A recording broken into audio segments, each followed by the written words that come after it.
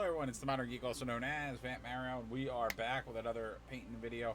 It's a Sunday night late paint, and got myself some more cards. So, as we've done many a time, I'm going to be doing some unboxing, but at the same time, doing some painting as well. We're going to paint some of our super duper awesome bugs. So more Tyranid painting. Let me just make sure that we are in fact good to go with our stream. Just wanted to bring that up. And let me just make sure we're good. Hopefully we won't have any issues. Kind of was trying to test some things out today to make sure that we do not have any hiccups. I know equipment wise we were having some weird things. Hoping we won't have anything else tonight. Please let me know how I sound and how we're doing. But yeah, so we're gonna open up some more Wild of Eldrin packs. I don't know if we're gonna do Pokemon tonight. I'm just kind of doing a little preview of some of the other stuff we're gonna do. I think tomorrow I might do the Pokemon separately, just so we actually do the card separately for once, and maybe just do like a quick little unboxing video of that. But I thought the magic would be kind of cool, so I'm going to actually take these away. But we've been having fun with the 151 stuff, and actually getting some really cool pulls. No more Lorcana to be found. Thought maybe we'd find a little bit more this week, but we'll see. But I figured we'll start off opening up some magic packs. I know you guys are enjoying it. This set's kind of cool because it actually has a lot of like older cards in it. So these are set boosters. Found them for retail price, so when I can find myself a good deal for retail price, I jump on it. So I'm going to do that now. Take a look. And then we're going to get on to painting some more of my Tyranid buddy. So the Norm Emissary that we did a little custom kit bash on. So we're going to be doing that as well. So don't yell at me that I put Warhammer on my title, but I'm opening up magic cards. I do both things because I think it's fun. And I wanted to get my pack opening on, give you guys some other fresh content, just kind of different things that we're doing. And then we're going to do some model building this week too. And then reminder, Monday tomorrow we're going to work on some Marvel Crisis Protocol stuff. So I got Squirrel Girl there that we were working on, and we have Gwenpool that we're going to be doing. So two very cool models that we're going to work on. And as always, please let me know what y'all are doing. Pop that light on so we have more light going on, so I'm not as slow. Like I said, hopefully we will not have any issues with our stream. Hey, what's up? What's up? What's up, everybody? Live people. So we got, like I said, we're going to open some magic packs, and then we're going to paint some Tyranids. So, like I said, don't be mad. Stick around. It's going to be fun. And it's art. It's fun. It's related. I like to get inspired by the cards anyway. So Wilds of Eldrazi, for anyone that doesn't know, this is a set booster. Set boosters are awesome because you get the most ability to get rares and other hits. So we're going to see how we do. Like I said, this set's kind of interesting because there's a lot of reprints in it. So I can imagine that Magic players are not too happy about that. Oh. We had the quick in and out, quick dip. Ooh.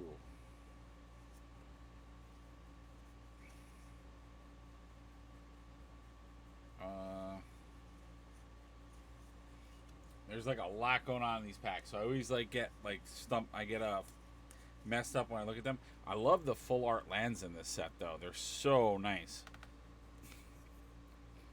So I'm gonna put that to the side.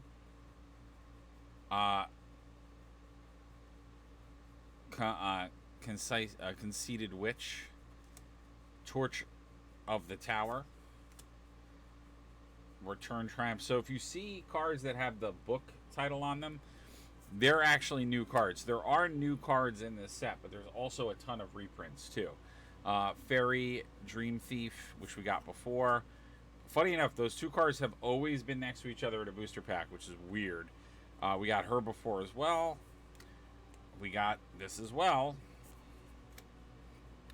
Storm Splitter Bolt, we got that as well. Oh, what is that? So our first rare, Creature Rabbit. Oh, that's really cool. Pollen shit. Look at the art on that. That's so dope. This is like similar to how I'm doing my how how I want to do my tree people for my AOS stuff. That's really cool. Hair-raising sorcery adventure. Target creatures you control gain vigilance and get +X/+S until end of turn, where X is the number of creatures you control. Very cool. Creature tokens you control get +1/+1. Ooh, that's a really cool for a white weenie deck. And then we got the Helad's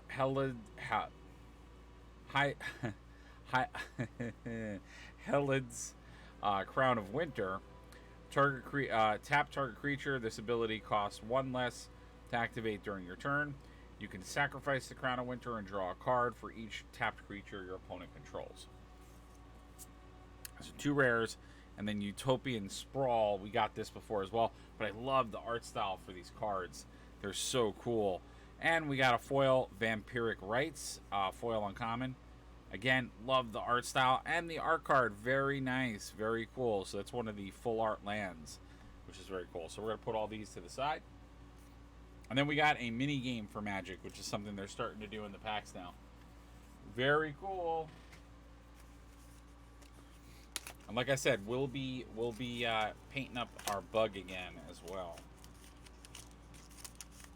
I'm not going to do any model building tonight, I don't think. Second pack. 6 packs we're opening. We're going to do these quick, though. I don't want to keep you guys in too much suspense. Ooh.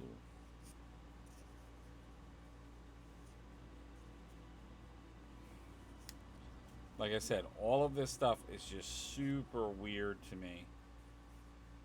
Because the cards are so randomly weird. Ah, look at that blue island. That's so cool. I love the full art lands. They're so nice. Sweet Tooth Witch. It's obviously based on Hansel and Gretel. Return from the Wild.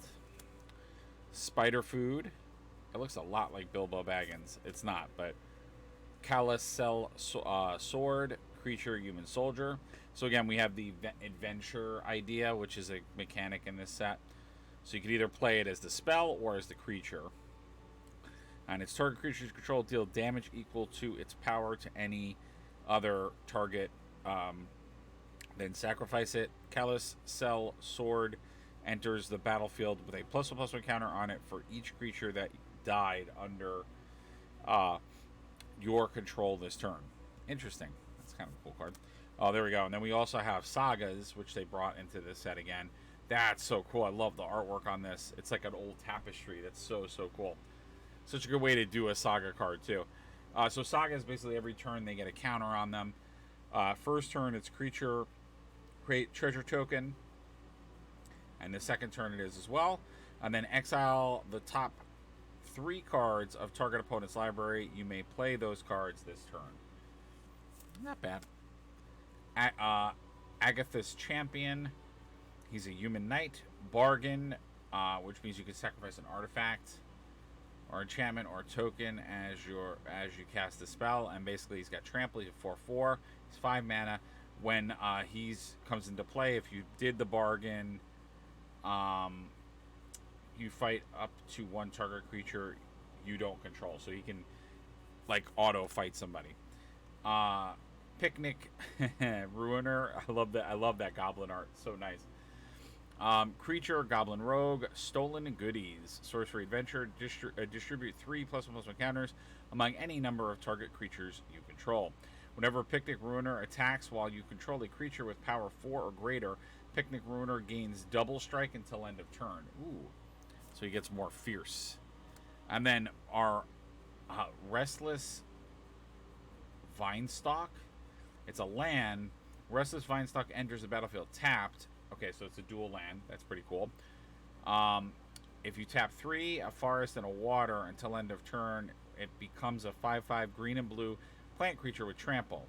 It's still land. Whenever Restless Vinestalker attacks, up to 1 other target creature has base power. Wait, okay.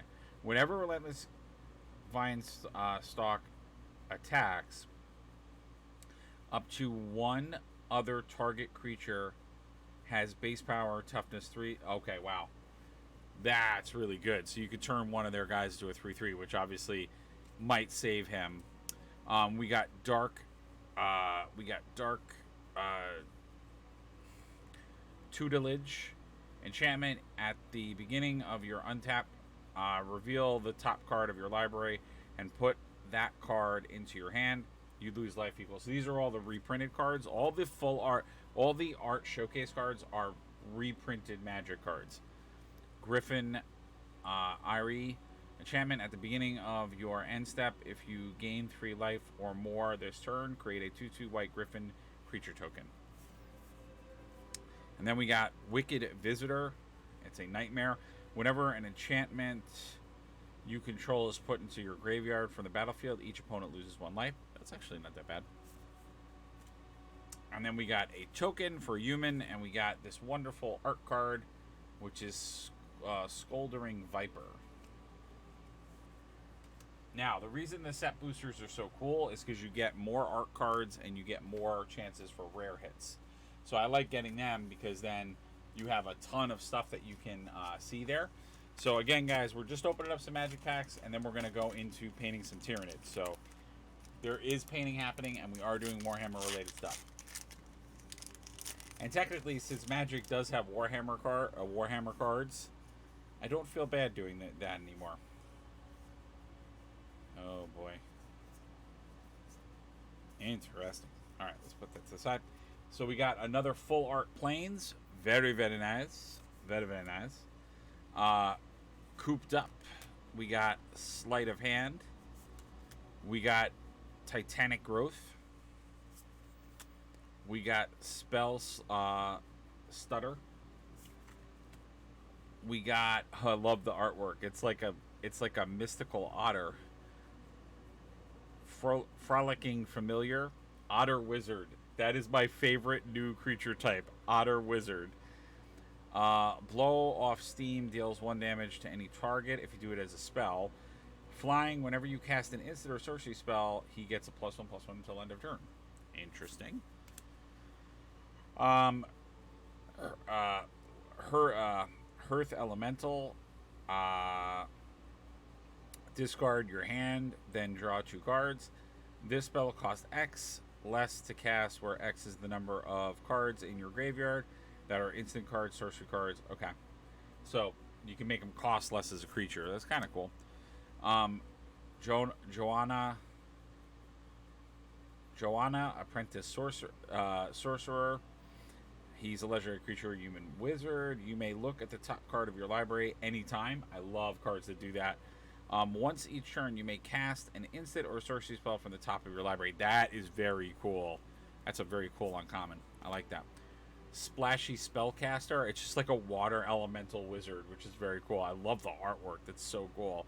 Whenever you cast an instant or sorcery spell, create a sorcery roll token attached to up to 1 other target creature you control.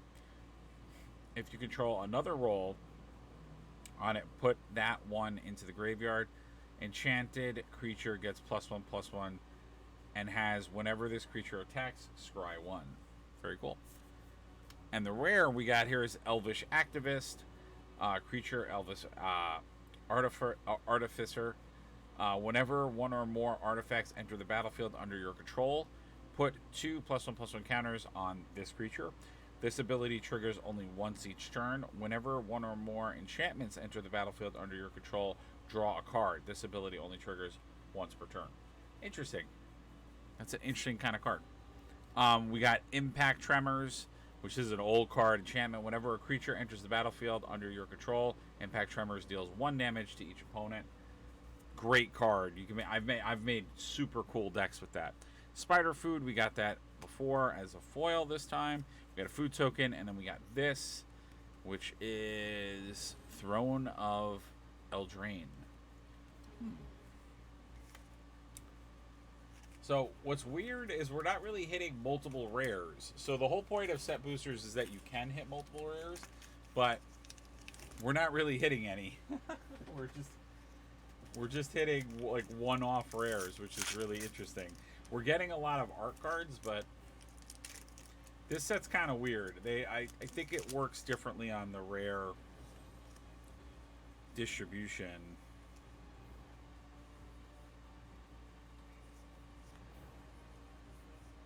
or maybe I'm mistaken. Maybe they changed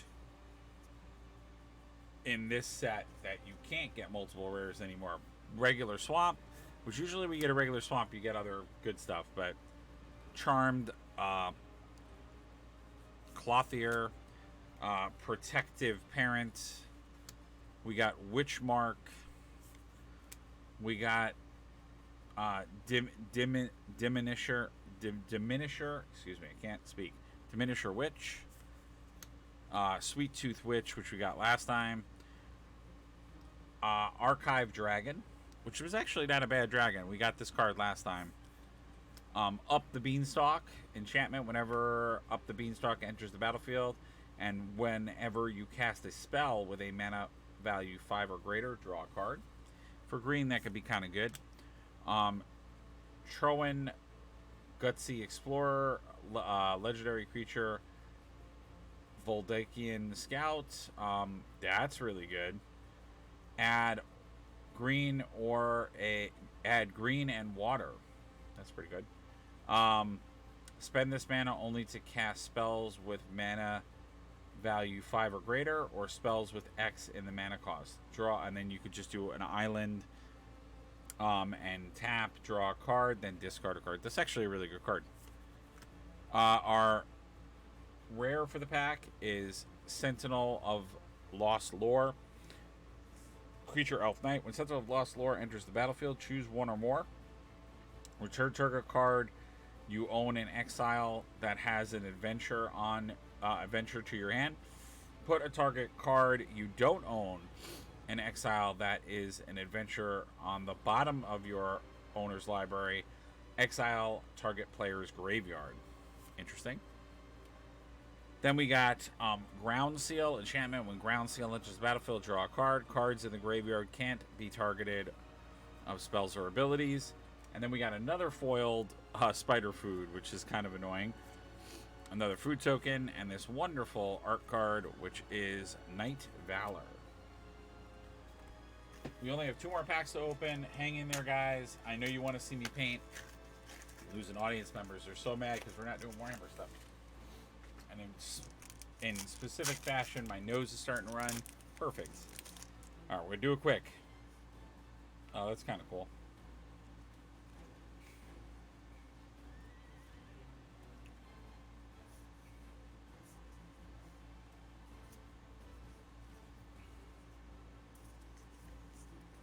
All right, we got all the gamut of lands. We got a foiled Plains. Bellowing Bruiser. We got Ventress Transmuter. Aquatic Alchemist. I love that one right there. Besotted Knight. We got Chancellor of Tales. Flying. Whenever you cast an adventure spell, you may copy it. You may choose new targets for the copy. Ego Drain. Target opponent reveals their hand. You choose a non-land card from it. That player discards that card if you don't control a fairy. If you don't control a fairy, exile a card from your hand. That's not that good. Obra, Dreaming Duelist, and this is legendary creature Fairy Warrior. Flash, flying. Whenever another fairy enters the battlefield under your control, each opponent loses 1 life. That's a really good card. And I have a fairy deck, which I might actually put this in. Fairy Fencing, instant. Target creature gets -X/-S till end of turn. That creature gets an additional -3/-3 until end of turn if you controlled a fairy as you casted this spell. That's crazy. We already got this rare, so that's another one of those. And Raid Bombardment. Enchantment. Whenever a creature you control with power 2 or less attacks, Raid Bombardment deals 1 damage to that player or planeswalker that creature is attacking. I love this artwork. This is the showcase artwork that they're doing in this set. I love this artwork. I think it's so cool. It's this kind of kitschy, little cartoony feel. We got a foil version of these wizards, which we got in another pack. The Knight, and then we got another sign. So we're getting a lot of rare art cards. And this is the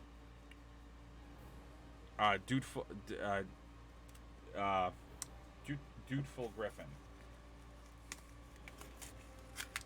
Trying to go through the cars really fast so we have a very quick unboxing.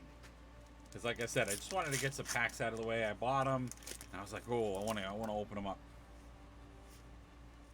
Oh, that's cool.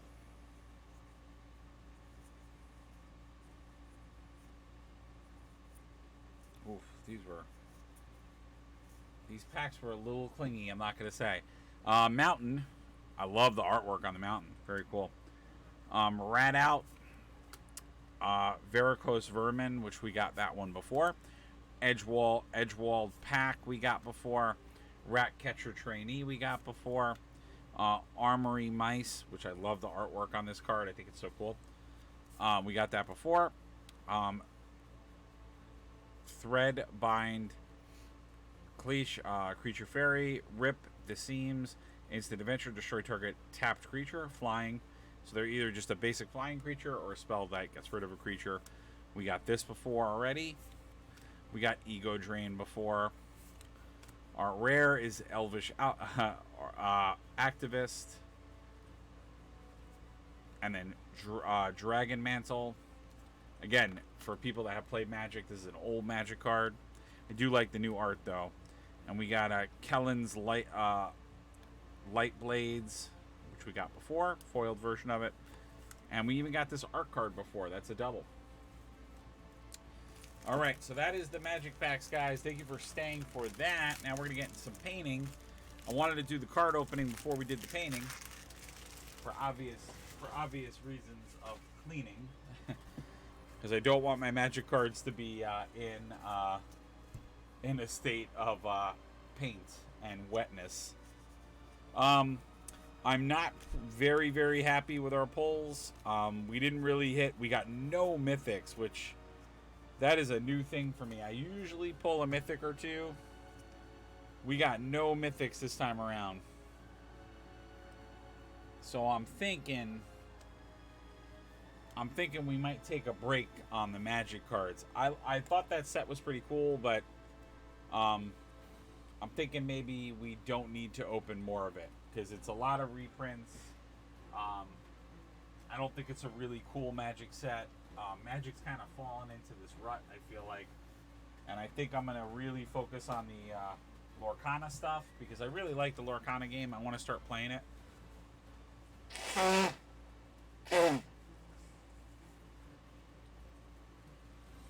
And doing more on the channel with it. So I think we're going to go that route. Sorry about that. All right, let's do it. So Pokemon cards I'll save for another day. And we'll do a separate unboxing video for those so you guys don't have to keep dealing with me, doing stuff that's non-Warhammer related. I'm going to just move some stuff around. All right, so this is the Norm Emissary that we've been working on. I'm just going to move my camera too. Which you guys have seen me working on this last couple of times. I wanted to keep going on it because I love it. It is a little bit of a kit bash. So we did kit bash the model itself, changing the pose, doing that kind of stuff. But I also, of course, added some stuff. We're going to add some more. I want to add some more Marines to the base and some other stuff. We might do some of that tonight. But I just wanted to keep going on the paint side. And just really keep pushing that paint job forward. I'd love to hear what you guys are working on in your neck of the woods. And as I said before, please let us know how the quality is, the video and the audio. I'm hoping that things are sounding good because not that I was having trouble before, but we were having a little technical difficulties, and I just reworked some of my equipment, so we should have a solid. We shouldn't have any weird, crazy issues anymore. At least that's what I'm hoping.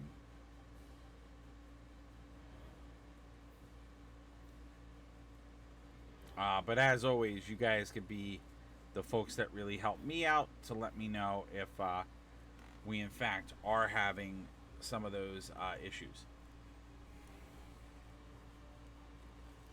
But like I said, I'd love to hear what you guys are working on. What is there any exciting stuff out there that you are all waiting for? Um, I know for me, I have to go get the new Blood Bowl team. I know that's not 40K related, but the new vampire team, I really want to get my hands on that. I'm,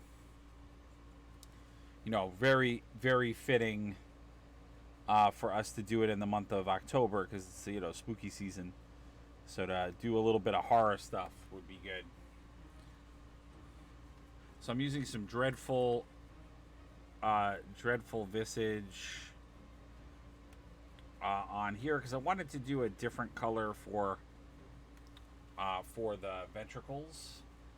I kind of have done different coloring for different areas, which I kind of thought made a little bit more sense for this model because if you think about it, like from a genetic standpoint, I feel like as a species or as like as something they would naturally there would be different coloration for different things because it also might be functionally different from a biomechanical standpoint. What do you guys think? Do you like that? Do you think it's cool? Do you like the color choices that we've done?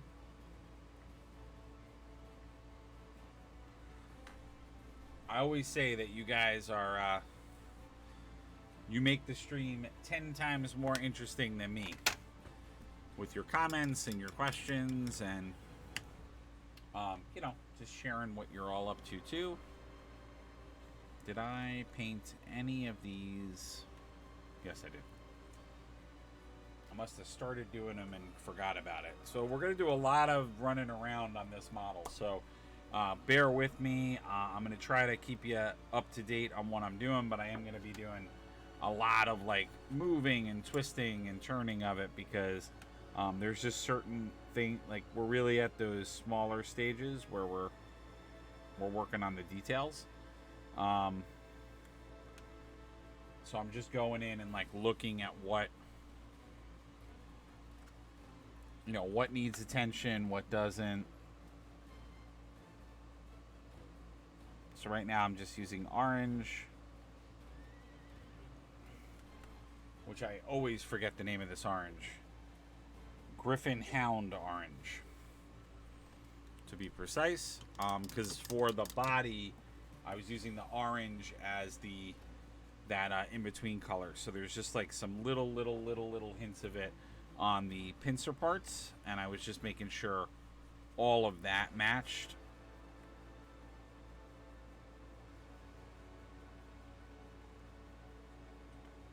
Since apparently I painted like one of them.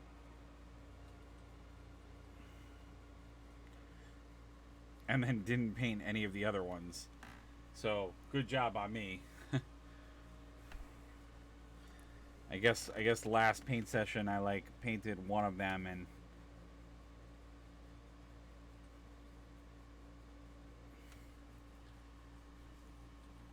but I feel like with little details like that, I'm always looking and finding more. Like you think you painted everything, you think you got all of them, and then you kind of look and then you're like, "Oh, wait a minute. I have more to paint." Or wait a minute, there's one more like over there. So I feel like you always find another thing to paint, which is why I desperately tell everyone when you are painting like I'm doing now, really get in the habit of turning your model around and looking, getting some sort of plant pedestal like I have so you can really like rotate and move around your model. It's super helpful because I feel like you will always find something that you didn't necessarily paint and you're gonna have to go back and paint. So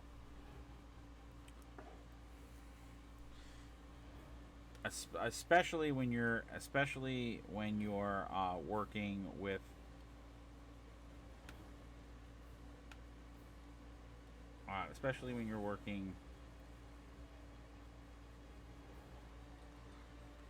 with a model on the bigger side.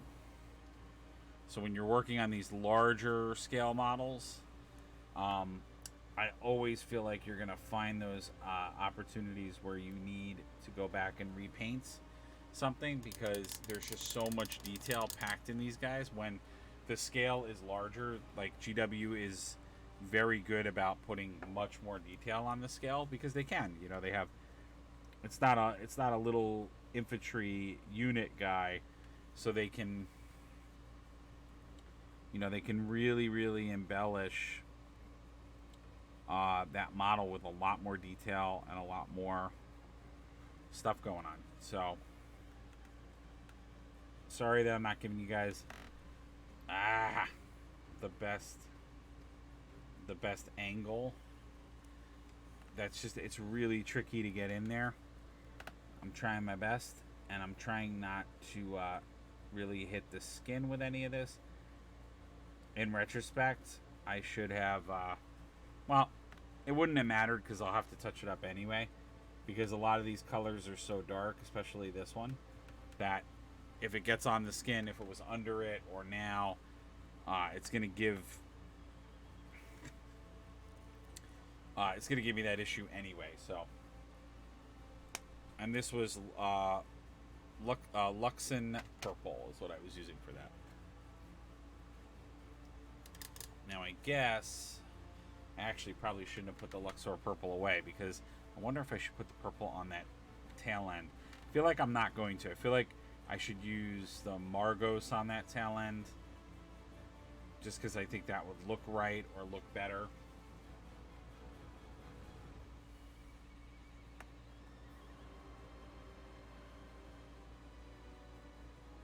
Do we think the Luxor purple would look...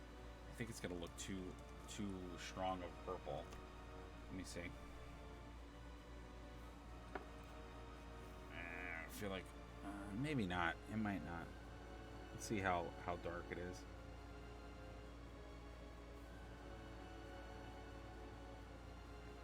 I think it'll work.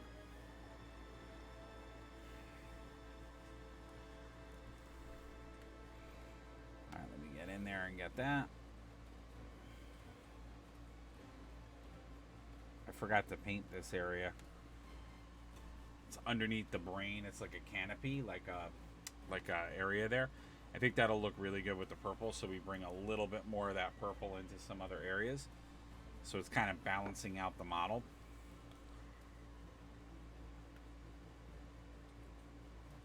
I needed something that was going to accent. It's also going to be a nice color up against the lighter, like, brain color.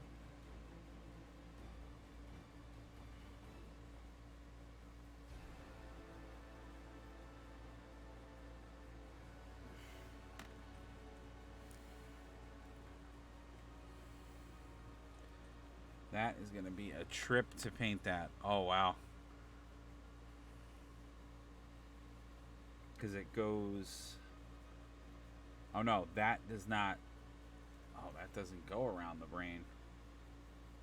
Oh, okay.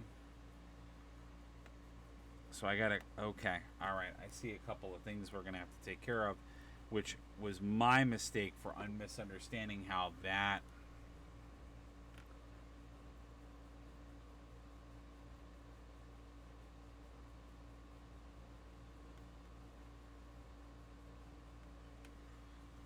Whoa. Alright, so that is... Oh, that's going to be fun. Okay. Oh, I don't think I wanted to do what I just did. Okay, great. Okay, well, we're going to do all of this, that color.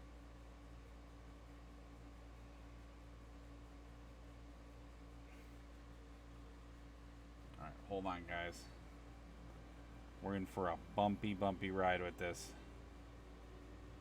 Like, I like how my music all changed. It's gonna be so hard to do this. I got it on the blue. Damn it.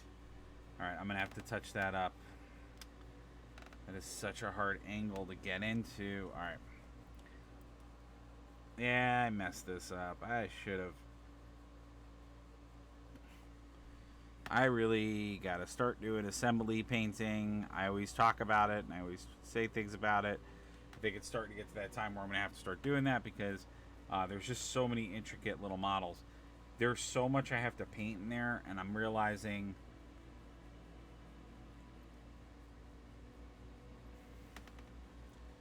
I think I might have misunderstood the structure of that a little bit. So I'm going to have to come up with some other ideas. I have to definitely paint the underneath of that. All right, that's okay. We'll get there. It's just a little on the challenging side, but you know what? If it wasn't challenging, it wouldn't be fun. All right, we're good. I mean, that looks nice. I think that purple looks really, really good there. Okay, perfect. But besides the purple, we have to do a lot of other things because there's some more brain I didn't paint. There's like some other things in there that I have to do.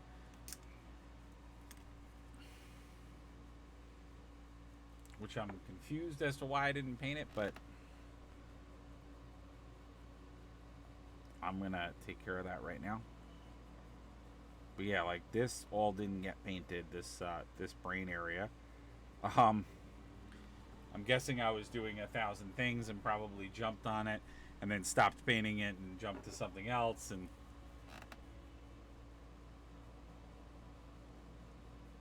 you know, I say it all the time because I now stream. You guys have definitely kept me on track for deadlines and stuff because I paint so much more than I used to. And you've also given me the ability. I've said it on a couple of these streams. Like, it really helped to start streaming painting because then I started painting a lot more, so I got a lot faster at painting. So I'm always thankful to you guys for that because it really helped my skill as a painter because I became a quicker painter, and you know, it also let me take it allowed me to take a little bit more what I would call risks on my painting, so that was cool too. Oh no, everybody's leaving. What happened? It's because I talk too much. They're like, he opened cards. We gave him a chance.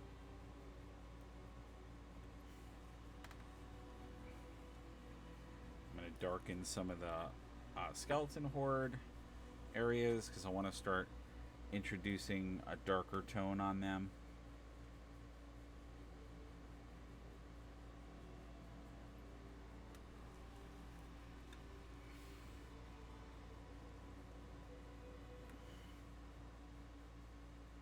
That's part of why I love the contrast paint so much because my camera's doing that.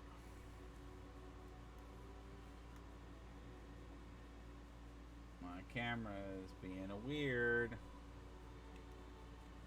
So now everything else works. It's just my camera's being weird.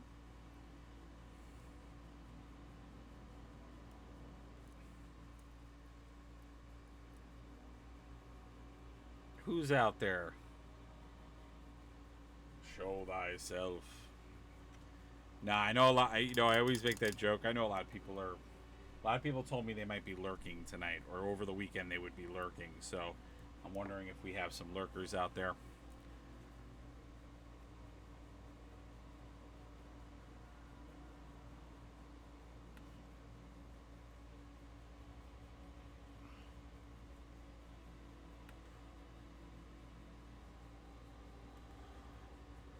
Wouldn't it be funny if the plan of opening the cards backfired and now people are like, he's not opening cards. I'm gonna get the heck out of here, man. That would be so funny if that in fact becomes a hindrance. That would be really funny.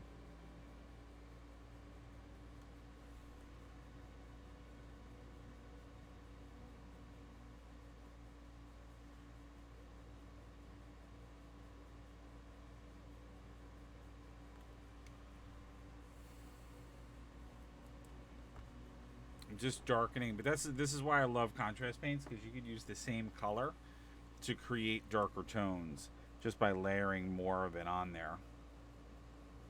So this idea of pooling, and then we talked a lot about in some of the other streams about, you know, how my new favorite thing is to do the contrast with washes, because you get just such a nice, interesting take on things.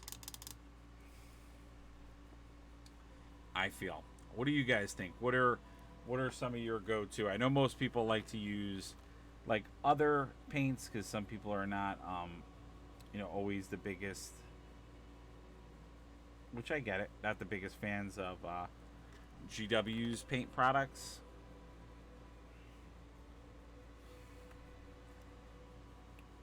But I know, but for me, I've always like used their colors, and I don't know, I've always like used their stuff. So like, I guess as an artist, like, I'm just used to their colors and their medium. So that's part of why, like, I kind of have embraced it. But I don't know, I always get a sense that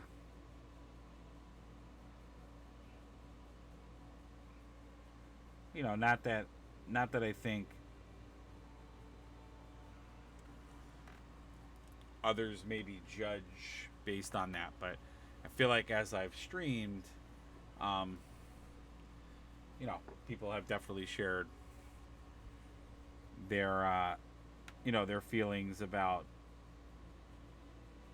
GW versus like other painting products out there.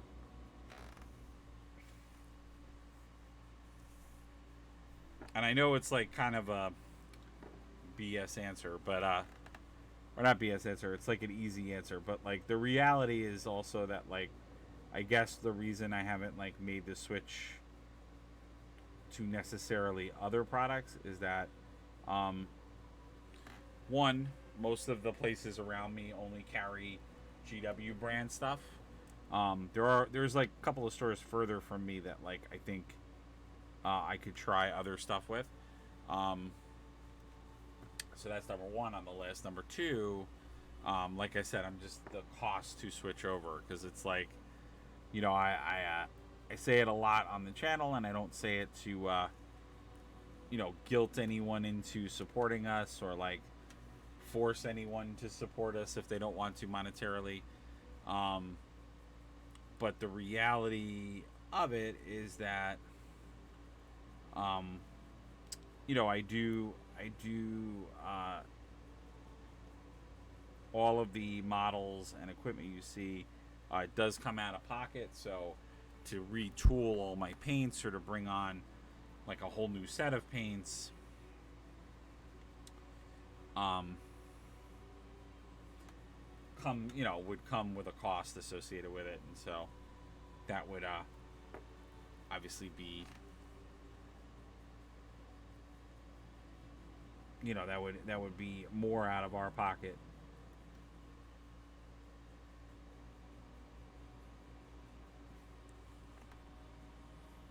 So it holds me back from wanting to do those things.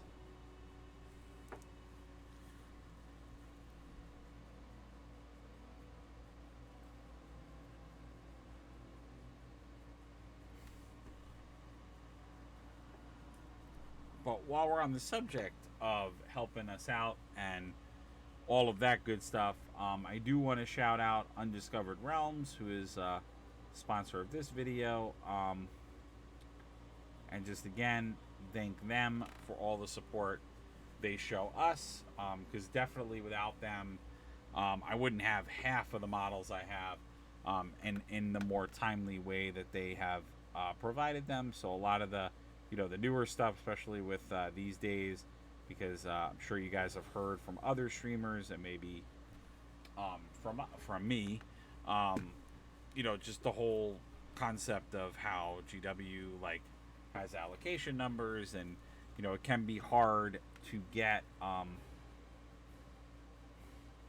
you know, to get some of these kits, because you know, your stores won't get a ton of allocation. So I know, like, even from my local store, it's really hard for him to really to do pre-orders, because it's always like a crapshoot on what, will he get enough for allocation. So he does like kind of wait until it all comes in,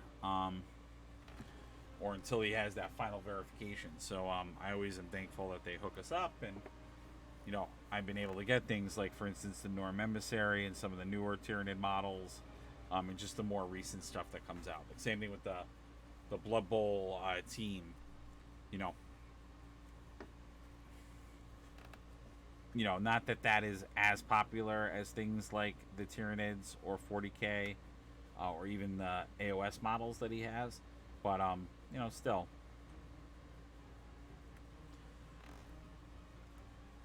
for the folks that are Blood Bowl players out there was a time where he wasn't even getting, he wasn't getting necessarily even every team, So there were a couple of times there were teams that I wanted, and I couldn't get them from him.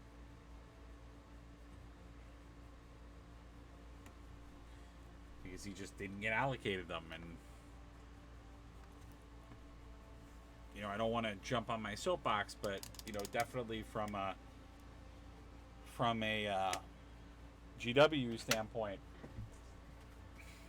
if the stores that are going to carry your product can't get the product,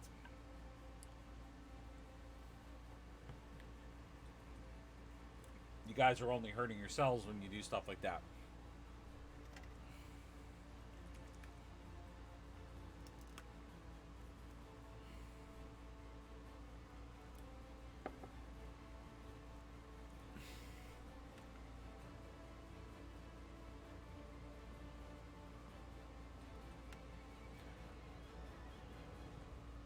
Because yes, you could definitely, obviously I know GW, the bigger company, they'll get the online sale probably, because then that person might have to go online. But the way that it's been working out realistically is that most of the time, if you've gone to your store first to try to find the thing you're looking for,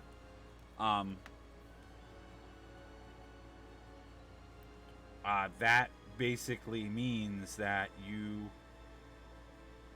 what you'll discover is that you won't be able to order it online either. And so then what ends up happening is the model just sells out, and then it can sometimes be a little bit frustrating, because then you as a player won't have access to that, and you probably won't see the model again. I mean, maybe there'll be a restock of it at some point, but I feel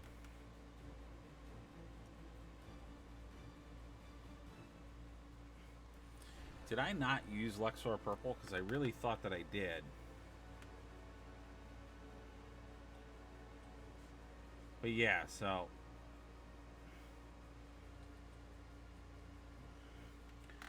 the point of my story is that I am very appreciative of all of their help and support, because like I said, if it was not for them, I don't think we'd have a lot of these newer things. So, because I've said that also a pretty good amount of times, that unfortunately at the current moment we are not a channel that is big enough that GW would send me product to review ahead of time, or send me product to review for free,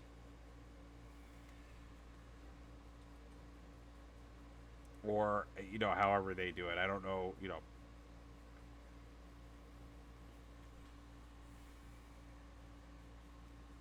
I'm not completely well versed in how GW handles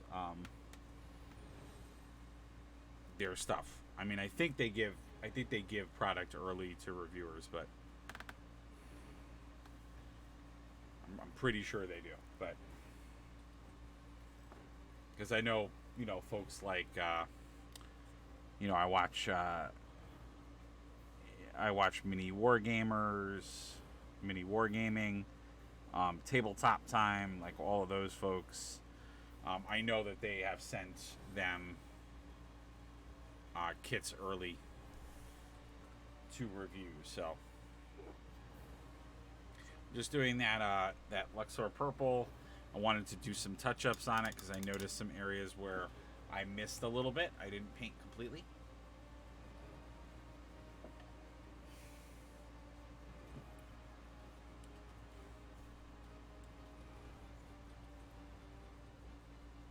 I swear, I think you guys came for the Magic cards. That's insane.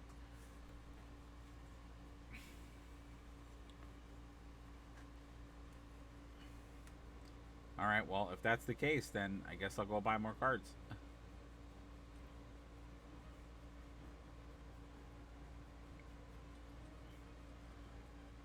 Again, I would have had Lorcana pull openings, but wasn't able to find any Lorcana this time around.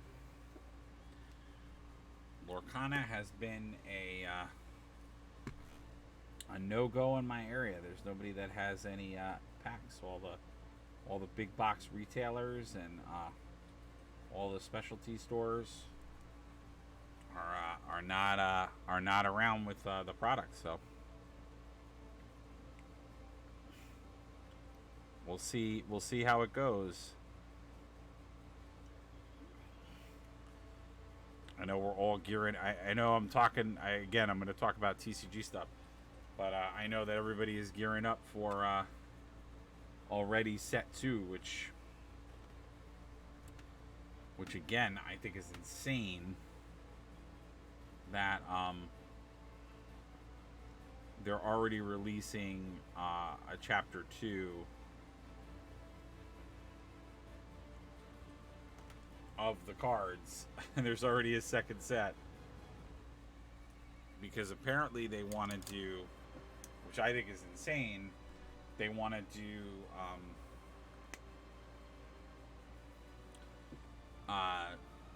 their goal is to do 4 sets a year.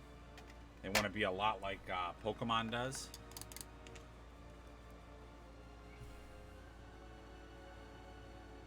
But the only bad feature about the game is it sounds like they are not going to be like a Magic kind of game where they're going to really have a secondary market for cards. So unfortunately for anyone that has played TCG games, when a company does that with their game, where they publicly have said that they're not going to they're not going to cater to a collector market. It's good in one respect, because what's happening now is that because it was a new TCG game, basically scalpers, or collector flipper people basically bought everything and hoarded all the packs to to just like be able to sell them for these like astronomical amounts of money.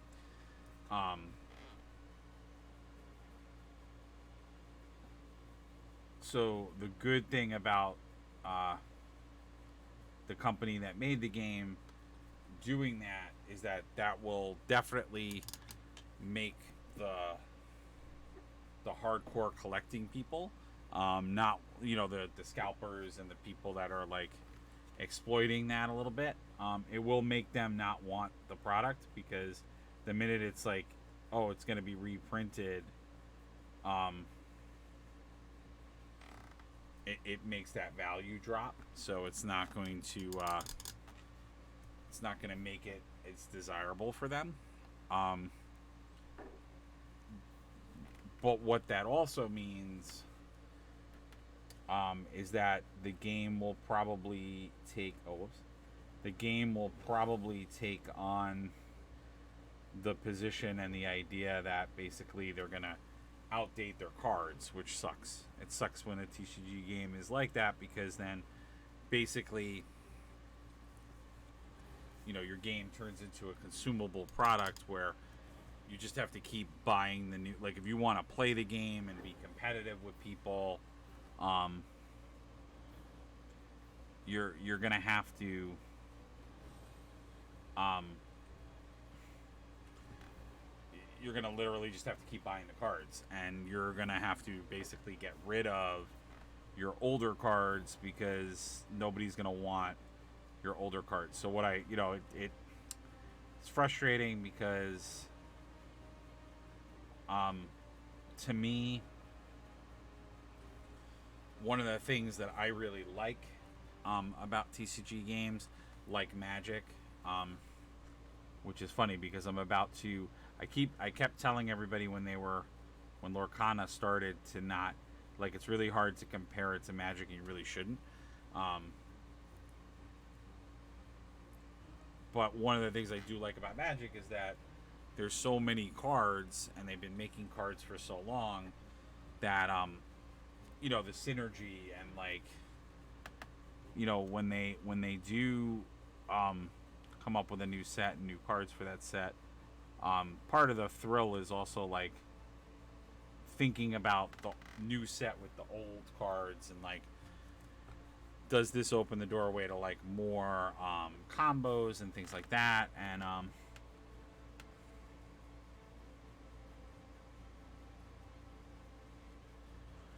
And so, like, it brings a whole other dimension to the game, right?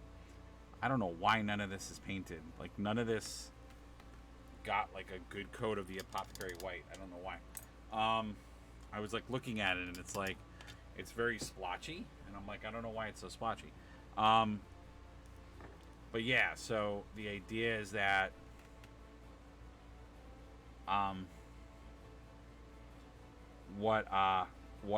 so that's part of the fun. But if they're announcing that they are in fact going to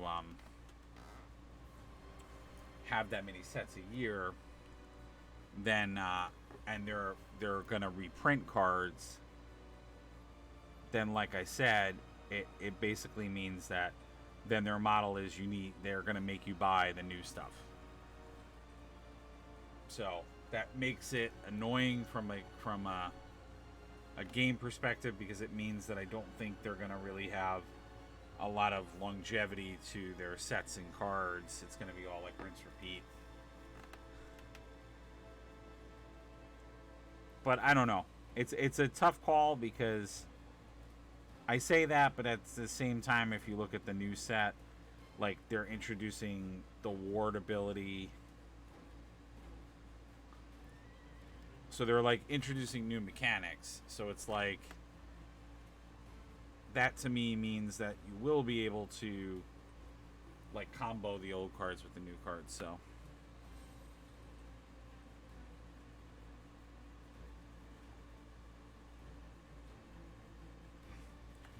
like, I'm okay with that. I'm okay with them doing, like,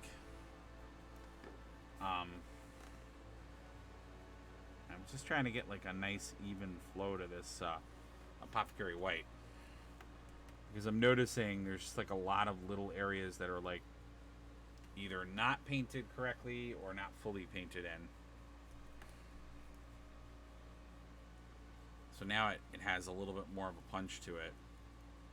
Because then what I want to do is get the null oil in there and, like, start to really, like, punch out some of this this tone. But just the fact that that color is not there, I could be punching up a little bit more with it just on its own. So, like, here's a good example. Like, in some of these joints, I just want to get a little bit more of it in there, so that I could really take the null oil and make some other, like, larger dark areas.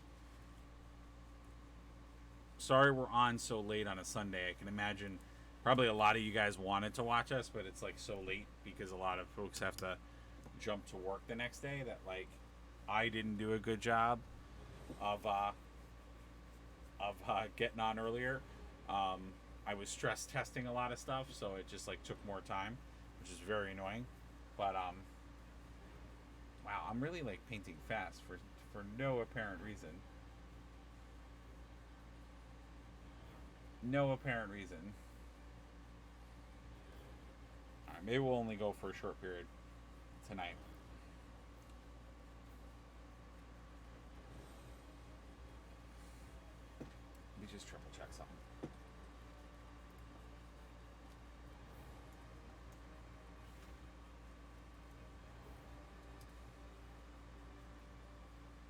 Yeah, no, we're saying we have excellent.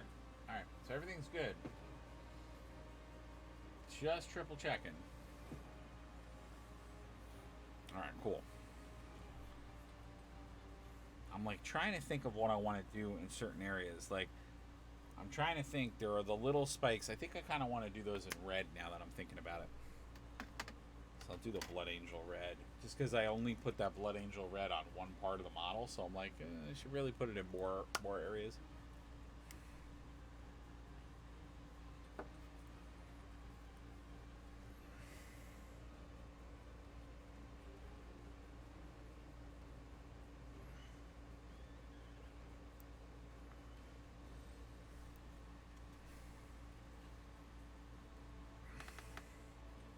Because I did so much of the bone of the skeleton horde bone that, like, I don't know. Part of me's like, maybe we can introduce some more color to this. I mean, I know he's already very colorful because I went with a more colorful approach to him, but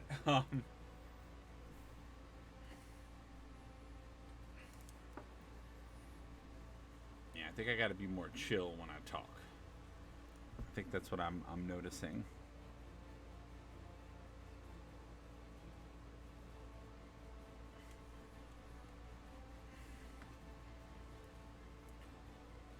I feel like, unlike other people, I am a little bit more of a chatterbox when I paint. So I'm not a stoic, quiet kind of guy.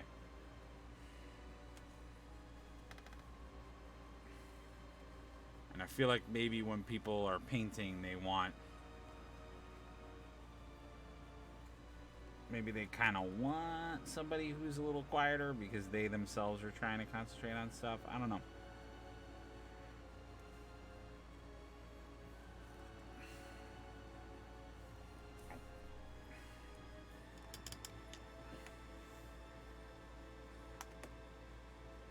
Do you guys like the way the Norm Emissary is coming out?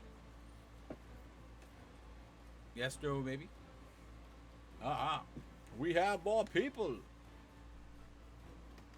We are painting the Norm Emissary, which is both a kit bash and a. So it's we bashed the kit a little bit, so I changed the pose and things like that, and I also added a wonderful Space Marine getting killed, and we're gonna be adding some more Space Marines to it as well. Just kind of going through now, and we're just getting a little bit more precise with some stuff. So I'm using some Apothecary White because I like to do my I'm just lightening that a little bit because it's like a little too dark. I like to use Apothecary White on the skin. I don't like to do white skin. I know that they are part of the gene. Oh, did I paint it? Oh, I'm gonna have to paint that. I'm putting Apothecary White on my Space Marine by accident.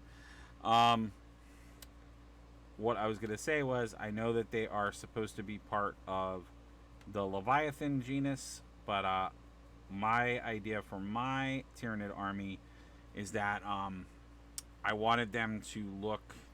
I wanted all the newer models to look different, more vibrant in color, and the idea being that, like, the newer units or the newer parts of the army, they're like evolving. So they're evolving into, they're using different genes.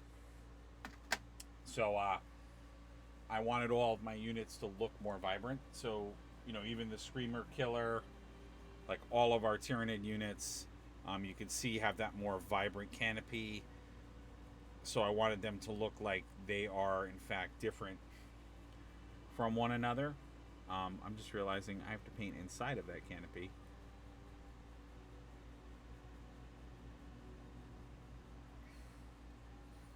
So I wanted all of them to look like they were like from a new gene, and then anything that was like an older Tyranid unit would look more like a traditional Tyranid.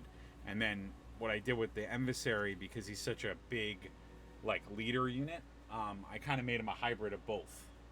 And I also had a certain coloring for the leapers. So I did the leapers like this, or this is how I'm going to be doing my leapers, which I really like how they came out.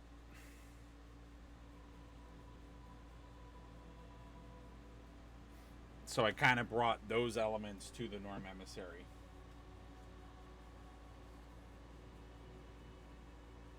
And then it was like I wanted it also to have a little bit of what I did for him.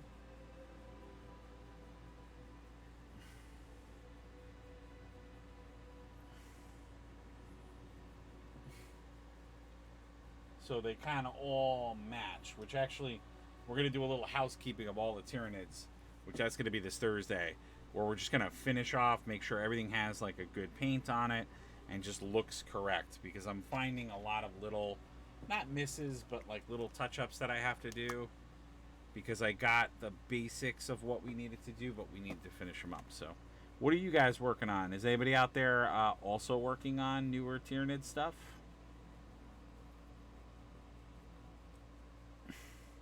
Just throw in some more Dreadful Visage in there, because I'm noticing there were some areas that did not get enough paint. So I'm just kind of touching that up.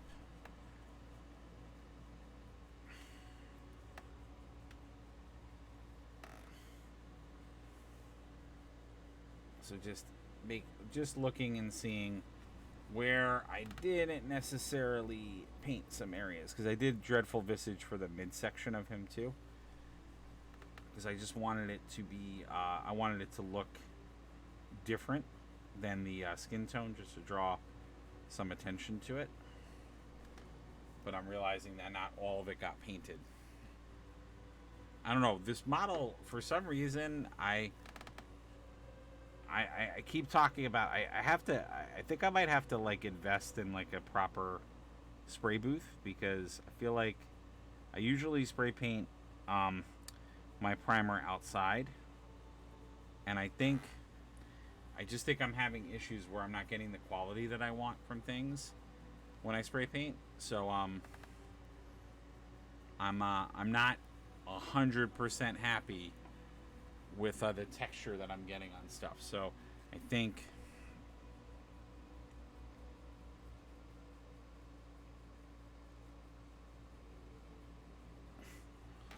but I know another issue with it too is that the new white primer, it is a little bit different, and I think I'm just getting a little bit more of this Dreadful Visage into the mid area, because I feel like, yeah, we're just gonna do the whole thing in that. I feel like it just needs to be punched up a little bit to get him looking a little better, to put a little bit more contrast into it. Oh, I didn't paint this side at all. Okay, that's interesting. So we're gonna go in there and just hit that with some Dreadful Visage, because I didn't realize that legitimately had no paint on it. I mean, you can't see it from the vantage point, but I'll know that it's not painted. Like, it is very hard to not to see it, so it doesn't look horrible, but I will know that it's there, so I need to paint that. Sometimes you legitimately can get away with that with some GW models, where you can get away with actually not painting a section, but when you can see it so like clearly, you really do want to make sure you paint it. What's everybody up to? I was to say, you guys have probably better things to talk about than me. What do you guys think of the Norm Emissary? You guys liking it? You like the approach we took with it? What's our thoughts? Are you digging the Tyranid army idea? How all of the units are going to be like different.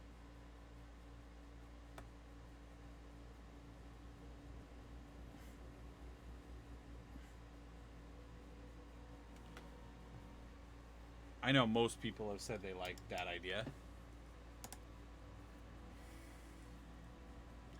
The reason I haven't painted the Space Marine, by the way, is because I haven't figured out. I'm probably going to just do an Ultramarine because my thought process with this was to, because we did the Space Orcs, I kind of wanted to now make it like they were the ones, like this army of Tyranids are the Tyranids that like ambush the Marines, and that partially helped the Orcs to like steal their stuff. So kind of wanted to connect the storyline of the two armies, which I thought would be kind of cool. So there's like this overall narrative. I'm a fan of that. Like, I like creating narratives for my armies. I don't know if I don't always like to use the standard lore. I like to make it a little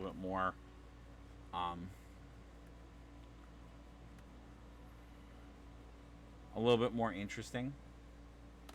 I mean, I think GW lore can be very, very interesting too. I don't want to take away from their specific lore, but I like to create my own spin on things.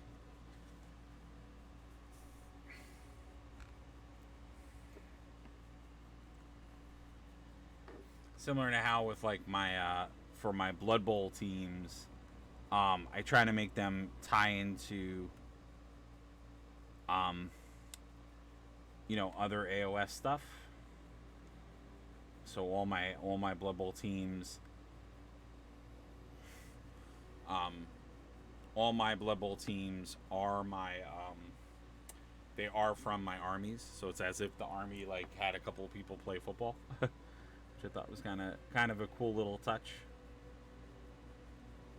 No. This is so bad. It's just a very tight space, but I'm trying to just tidy up the skeleton. So I went with this idea of just like, bone and bone, muscle, and like viciousness, because he's more of a psyker anyway. So I obviously wanted to bring a lot of attention to the cerebral part of him, but also, make him a little bit more vicious. And then also, the idea was I wanted to mod him so the pose was a lot better, because I really hated the way they did the pose of this model. They made GW is like obsessed with Tyranids and them being like low to the ground and like on top of things, which I think the idea is they want them to look like, if you have troops on the ground like a Space Marine, they want it to look very menacing on top of them. But in the lore, the Norm Emissary is supposed to be like bigger than a space. Bigger than a space. It's supposed to be like as big as a knight. And what people have commented on before I even got the kit was how the pictures that they used to promote the kit made it seem like that was true, but then when you got the kit, he wasn't that tall. So I tried to push him to make him taller. So I that's why I tilted him a little bit more up, and then I put his arms and everything in a better position, so it looked a lot more menacing. I'm just tidying all this up because apparently I like got really into the front part and then like just forgot that there's underpainting that had to happen, and it's totally my fault.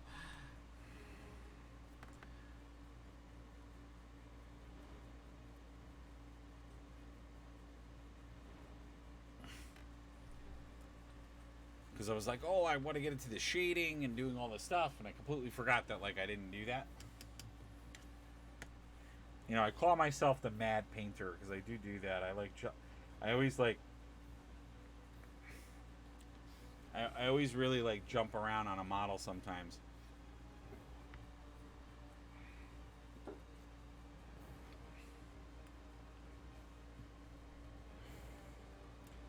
What's everybody doing?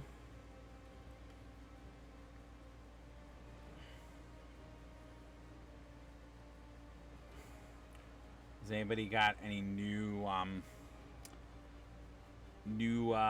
stuff in the mail? Anybody new to playing the game, period? That's with us tonight. I love when new people stop by, or you're like new to the hobby, or you're just checking stuff out. That's always a lot of fun, and I love helping people with that. So like if you're stopping by and checking it out because you're like, you know what, I've always thought about it, but I'm just not, I'm just not 100% sure yet, or I still have to think about what I want to do or if I want to do it. I love helping people out like that, because it is like when you get into these hobby games, it's really it can be intimidating, on a lot of fronts. It's not just intimidating on the like, maybe the learning how to play, the rules,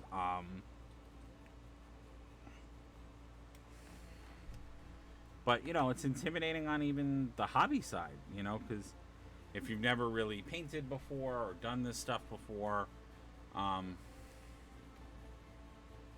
it can be even more daunting to know what to buy, how to go about it.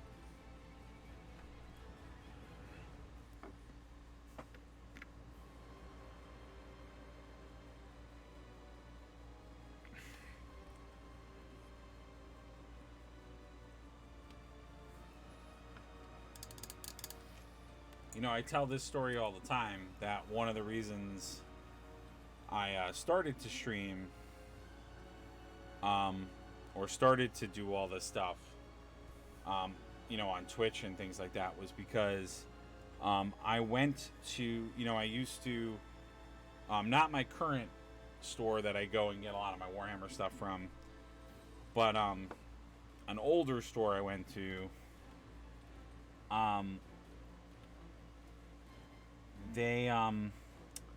I used to go there, and I was a regular, and similar to my relationship with my current store, which again, if you guys have not had a chance to, jump on our about section and you can actually check a link out to their store. And I always like to give them a shout out because they are my sponsor for these videos, and just huge helpers to the channel, because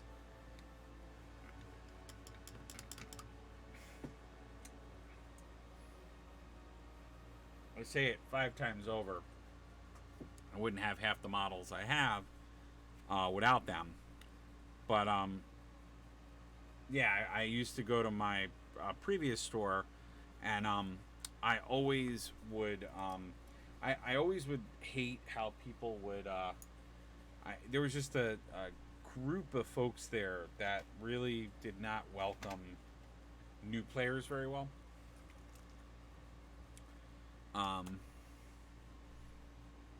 So I was always turned off by that, and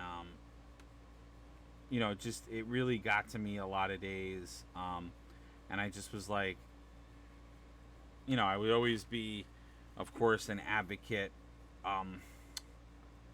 for the newer player, and it just would rub me the wrong way every time it would happen. And I was like, this is super annoying. I hate when this happens. And then I thought to myself, well, let me go on Twitch, and I love painting, I love doing this. Let me go on there and just like start streaming and see what happens. And one of the things that's so rewarding about doing this is that I love people stopping by and helping those people who are new to all this. It has been awesome, because then the thing I could say with pride is that I'm happy that not everyone has an experience like that normally. So I'm glad there are a lot of local stores out there with very healthy, good communities. But for the people that also maybe experience that feeling, I'm so happy that I've been able to help them, answer questions and just feel more confident getting into it and, doing all that stuff. That's been really helpful. So, and that's what I started to realize is that it just was so cool how I was able to help everyone and just make people feel more accepted. You know. So what I'm doing now is I'm just putting some null oil on top of that skeleton horde. Like I said, this is my new favorite technique. We're doing contrast paints with washes on top. It's just like such a game changer, and it's like so good and so really gives you the ability to work quickly and get a very good product. I still mix paints. I still do obviously edge highlighting and dry brushing and all those wonderful things that you probably have heard if you've been going around to other folks. I'm sure they're going to talk about those things too. But I find this technique works really well, and I think is very digestible for a beginner painter.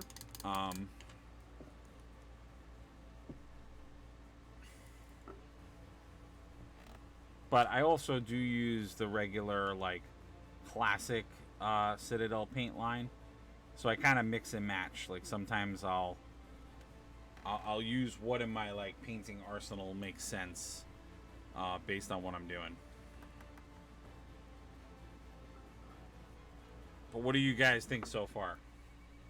We liking it? We not liking it? I know I might have some people kind of lurking, just kind of chilling while they're painting. I know a lot of people watch us while they paint, so I like 100% respect that. And I don't want anybody to think that I'm coming down on them.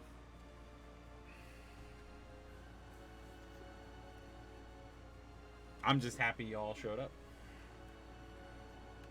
And of course, if you have not done so yet, please consider following the channel, signing up for notifications, so you know when we're live. We very much, I try to do at least 4 nights of painting a week. But we are, oh, there is another one in there. Look at that. I didn't even see that. We are going to try, I will be, for the most part, bulking up to, I think, 7 days a week. My goal is to do them on the weekends as well, because I'm finding that not only do we have good responses on the weekdays, but I feel like the weekends helps a lot of you folks out that can't really be with us during the week. So I'm trying to do both. It might be a crazy people might say you're just mad and that's a lot of days, but I enjoy painting. So but as a reminder, we're going to start doing other shows of some other topics as well. So like Fridays are going to turn into art shows. I just had to rework some of my setup here. So we're going to definitely start doing it. And just the last few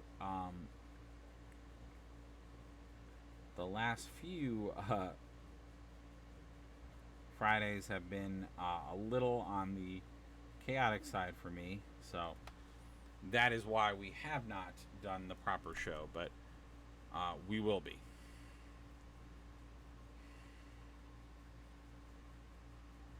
He's taken me a long time to paint.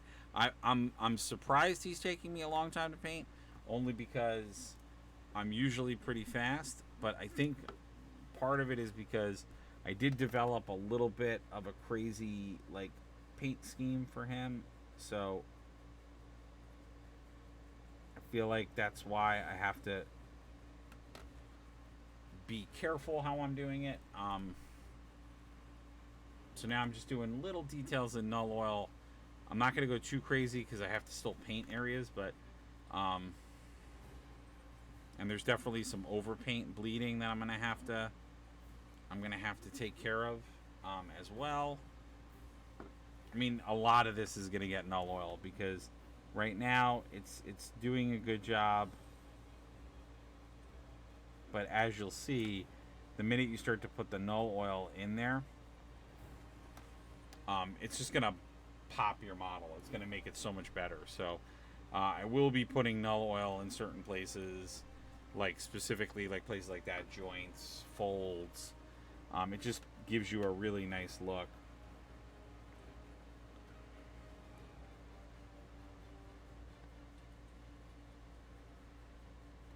But why I do the color first is what it does is it creates a color shift. So if you have the color there and you put the null oil on it, you get a darker version of that color. So it's really, really a great way. And it's also, again, going back to like, for maybe someone who's not as familiar with painting. Hold on one sec, guys. Of course, I have to have a camera issue.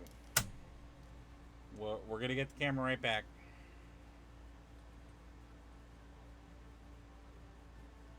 It's been an ongoing issue today. So I fixed all of our other issues, but I have my camera, which decides to do this from time to time.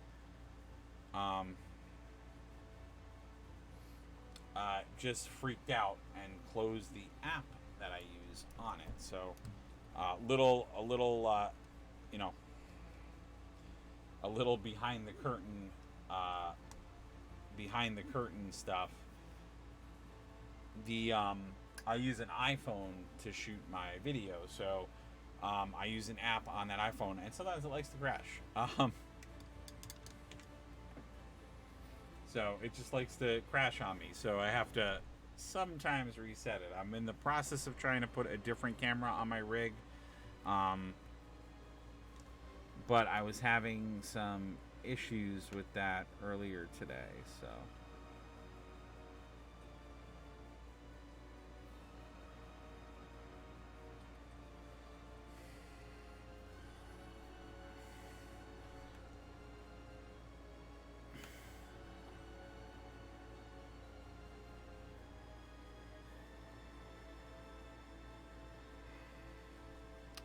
Yeah, I don't know what happened over here. I'm gonna have to. It's just like things dried weird on this guy. Like, he's got different detailing than most Tyranids do.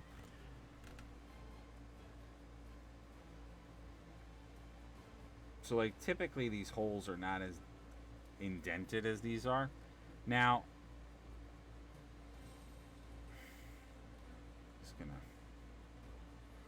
but going back to what I was saying, like, they did something like weird on this model where they just put like a very different. So typically what I used to do is kind of what I just did, where I would just drag my brush with the null oil, onto the area, and I would usually, like what I'm doing now, just kind of wipe it with my finger so I would only get the holes. But they put a lot of ribbing in there, so I wanted to try to start bringing some of that out with the null oil. But I'm finding that it's just like adhering to things in a weird way. So I wanted to do like a more controlled. Here we go. So I fixed one problem, and now I'm having another problem. Sorry, guys. I don't know why this is deciding to have, maybe it's because this is not totally in there. Sorry that we're having a little bit of technical problems. Let me just see something.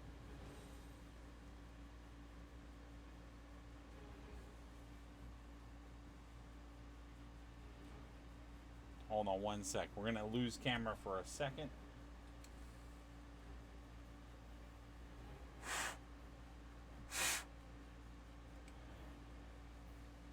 Okay, it should come back.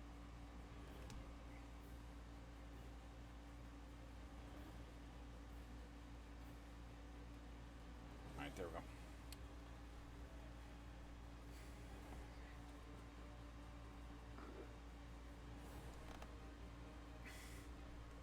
But I've been talking for a while. Does anybody else have any like projects that they're working on or things that they're looking forward to? I mean, there was a lot of GW announcements, so I can only imagine that most people out there are pretty stoked for, if not many, quite a few of the announcements out there.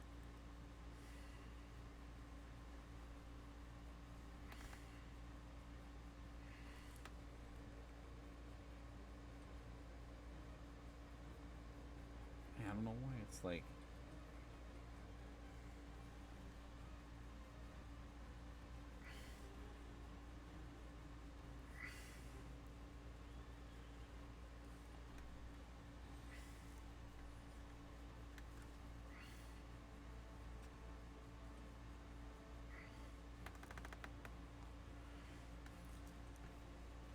Well, are you guys digging the Norm Emissary? Like how it's coming along?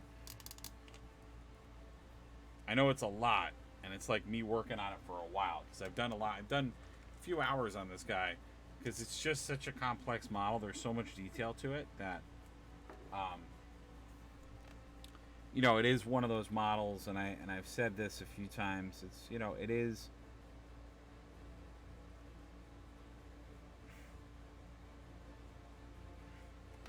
it is one of those models that's like gonna be a focal point of your army. So you do want to put the time in to really like give it that robust paint job.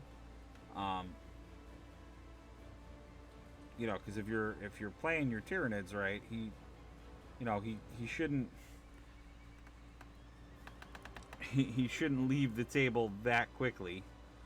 Um, I mean, I know in any game, people, the gods of dice rolls and luck. If you're playing someone and they just get a lucky streak, anything is possible in the world of 40k. Um, so it can be that unfortunate that they do get that luck streak and knock your guy out.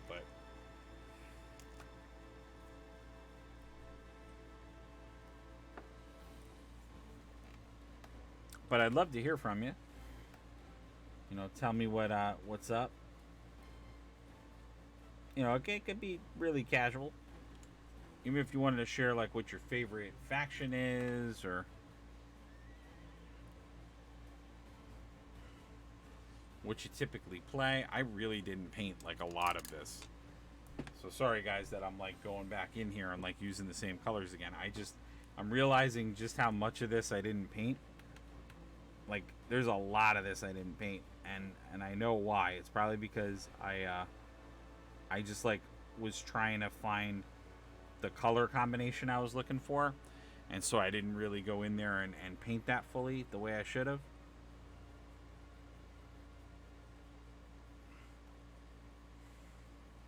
So just bear with me for a moment because what's going to happen now is I'm going to have to do a lot of awkward angles to get my brush in there.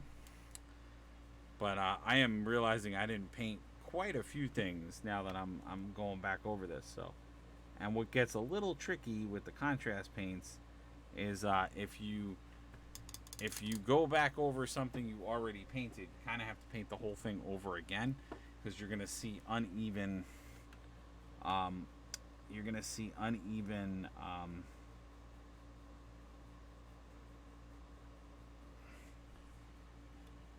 What is going on? It's like not. You're gonna see uneven painting. So like, you're actually seeing it over here. So I gotta kind of go back over now this whole tentacle so that it all kind of matches tone wise. Because that's what the contrast does. The more you put of it on, the more like darker it becomes. So that's why you really want to get good at just doing it all at once. You don't want to miss parts of it. And I did a boo boo. I was probably tired when I was painting, and I like missed it. So I'm having to deal with some touch ups now, which kind of sucks. And then some of it is also like what I'm doing now. This is more of the fact that I was using an older paint pod, and I just went and applied the paint way too light, so now I'm just fixing that. And that was really because I was running out of paint and I was trying to really push it, which shouldn't do that.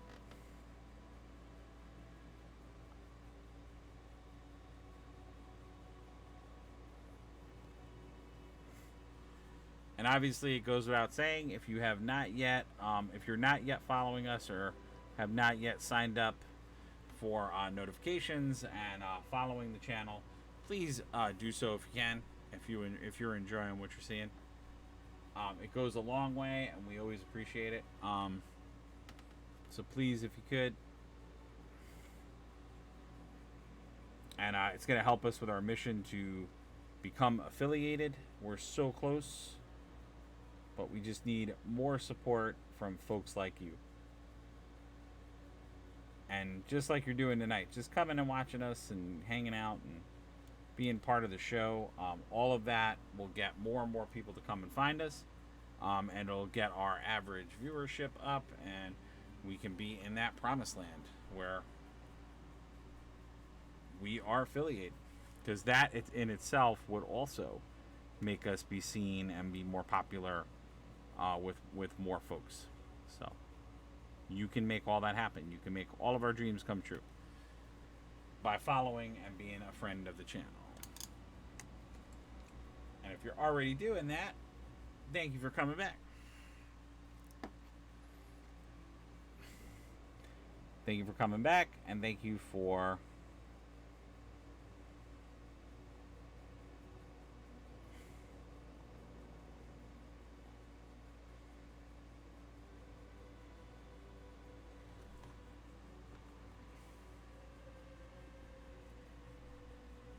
just evening this out, and I'm also getting those details because I'm noticing that in general this is all way too light. I want to darken it a little bit.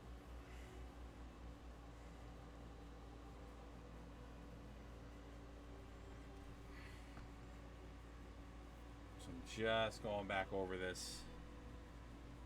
Where are we sitting? Oh, we're at it. Okay.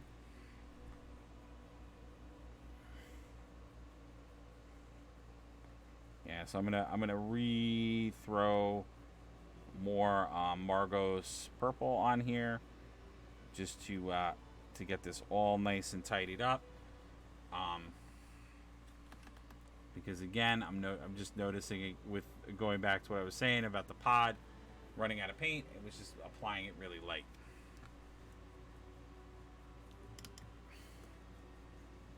Nice.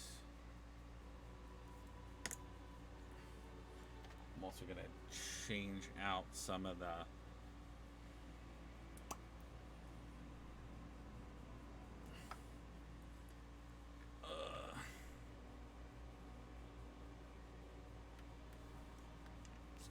do that.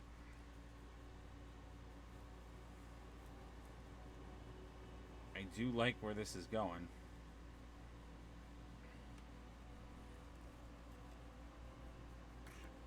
Hopefully you guys like it too.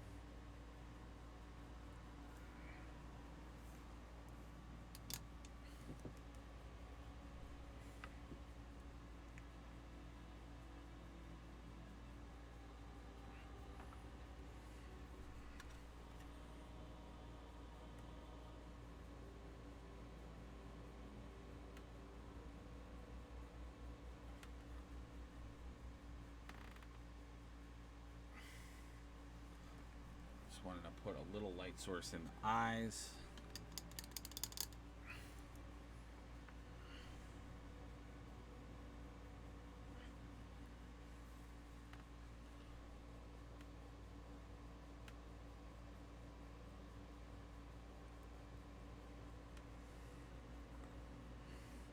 And then what I'll do is once that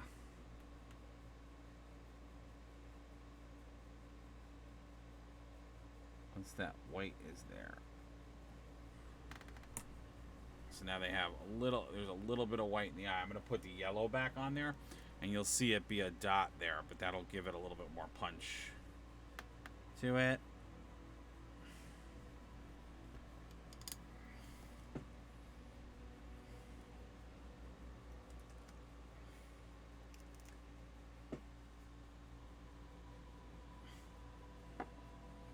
Leaving a lot of paint open, which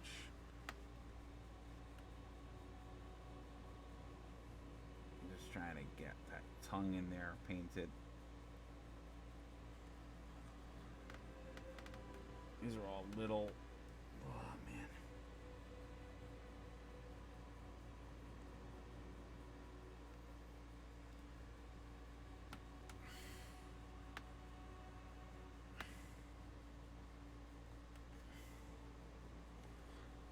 It's so hard to see where that tongue is.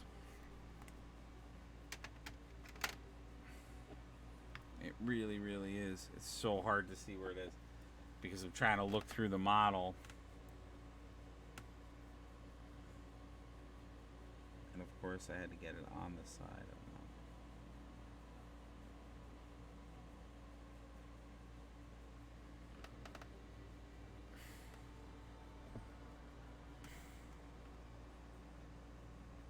Ah. Ah. Crap. Alright.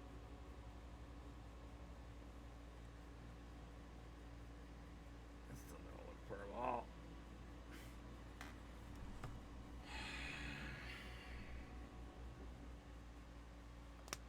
So annoying.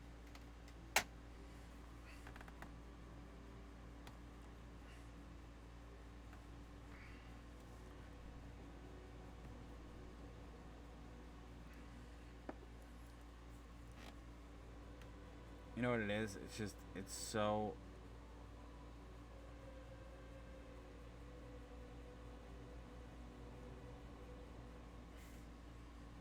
It's just so hard to get in there because there's so little room. Because he's got the, you know. Oh wait, nope, I want that. It's so hard to get that detail in there.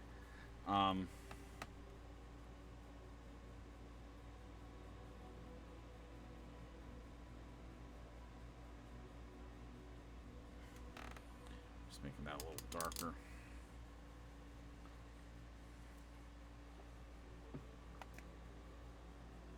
I feel like one more good pass with this guy is gonna be like, the like we're good to go.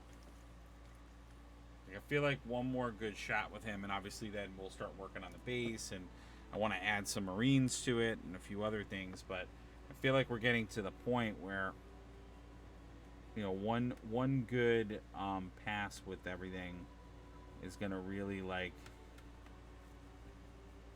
get us to the point where I'm gonna be happy with what we got. Because right now he's good, and I like what we got, but I know we could do better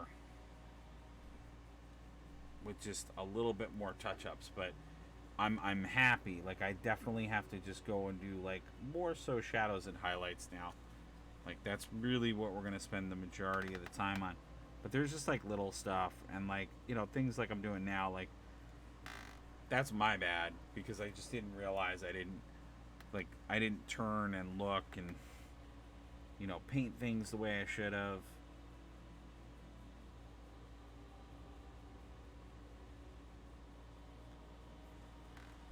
And again, with how compact some of this is and how the pose is, you know, I said it a few times. Like, I could have probably gotten away with a lot of this stuff, but I say it with pride. But when you are painting models, you, the person painting it, always can tell and always knows where your shortcomings are. Right? You always know where you didn't paint, where you have painted. So it's like you always are going to be that person that can look at it and be like, "Oh man, you know, I really didn't paint this, or I really did paint this, or I really should have painted that differently." You know, you're gonna always be able to say that to yourself, and so that's why, make sure you're happy with it. So in the end, you need to be the one that's happy. And we've had a few of our regular folks, but I think one of the best comments, and I want to say it was Vortexus that made it, who I haven't necessarily seen in a minute, but he said it best, which was, if it looks good from 3 feet away, then it's great. And he's not wrong. It's not a wrong thing, but as I said, like, the only problem with that method for me is that I know I'll know that I'll know it's there.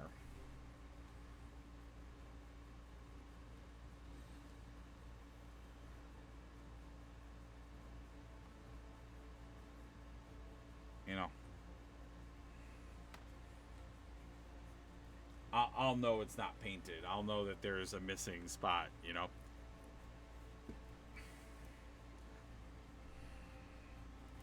So, but for this, I mean, a lot of why I'm going like back in is because this model's just challenging, because there's a lot of armor plating, there's a lot of crevices and things like that. So like, there's a lot for me to play with and get back into. So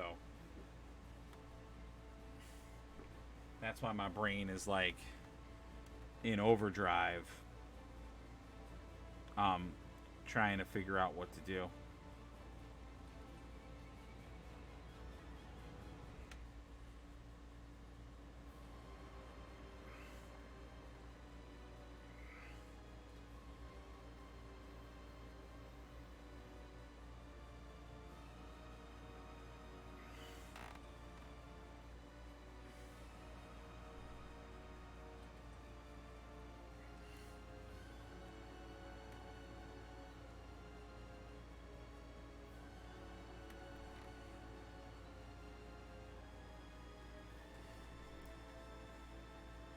All right, I think. I mean, I don't have to do. Well, that's not true. I always have to be up early, but I think I'm gonna call it for tonight on the Norm Emissary. We got a lot done. Um, by next time we paint, I will definitely know what I'm gonna do with the Space Marine. But I like how this is coming out. It looks awesome. Still want to push some of the highlights and shadows a little bit further. Let me do one.